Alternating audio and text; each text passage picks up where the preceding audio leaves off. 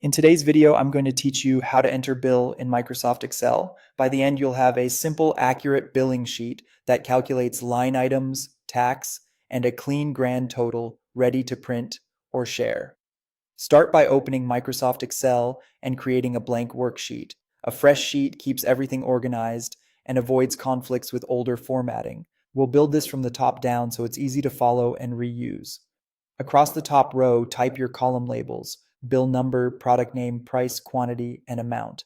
These act as your headers and tell Excel and anyone reading the sheet exactly what each column represents.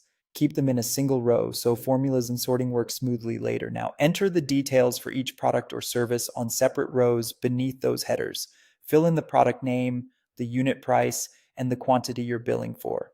Consistency matters here. Enter prices as numbers only without extra symbols, because Excel will handle the formatting for you.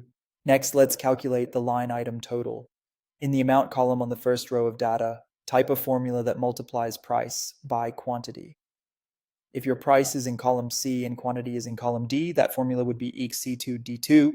Press enter and you'll see the total for that line. Then drag the small square in the bottom right corner of that cell, the fill handle, down through all your rows to copy the formula. This ensures every line calculates automatically even as you add more items. At the bottom of the amount column, create a subtotal. Click the cell just below your last amount and type exel. Then select the range of amount cells you filled and close the parenthesis. Press enter to see the subtotal of all your line items. Label this cell subtotal so it's clear. To add tax and compute the final total, decide on your tax rate and enter it in a nearby cell as a percentage, like 8%. In a new cell labeled tax, multiply the subtotal by that tax rate.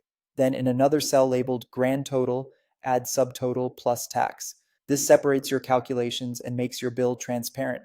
Finish by formatting for a professional look. Select the price, amount, subtotal, tax, and grand total cells and apply a currency or accounting format from the Home tab.